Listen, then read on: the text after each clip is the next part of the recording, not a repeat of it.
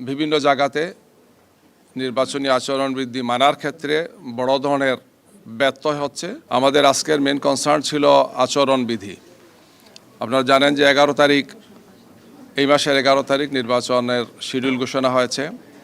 ঘোষণার পরপরই আমরা আমাদের পক্ষ থেকে আমাদের আমিরে জামাত ডাক্তার শফিকুর রহমান সাহেবের নির্দেশনায় এবং আচরণ বিধি মোতাবেক আমরা নিজেরাই নির্বাচনী যে সমস্ত প্রচার প্রকাশনা সামগ্রীগুলো ছিল, অর্থাৎ পোস্টার, ব্যানার, ফেস্টুন, বিলবোর্ড, আমরা নিজেরাই 48 ঘন্টার মধ্যে নিজেরাই সরিয়েছি। বাস্তবে আরও কম সময় আমরা সরিয়েছি, তারপরেও সব মিলে পুরো দেশে আমরা নিজেরা এটা সরিয়েছি। এবং আমাদের এটাই ছিল প্রত্যাশা যে যেহেতু আগামী ত্রয়োদশ জাতীয় সংসদ নির্বাচন একটি খুবই গুরুত্বপূর্ণ নির্বাচন, জাতির প্রত্যাশা, এই নির্বাচন যাতে ফ্রি, ফেয়ার এবং ক্রেডিবল হয়, এখানে আমাদের পক্ষ থেকে যাতে কোনো ধরনের ত্রুটি না থাকে।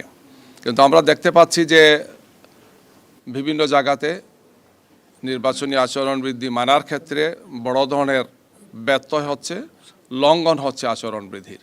আমরা আজকে এই সমস্ত বিষয়ে ইসির দৃষ্টি আকর্ষণ করেছি যে ওনাদের পক্ষ থেকে এই ব্যাপারে আরও সক্রিয় হওয়া, দায়িত্ব পালন করা।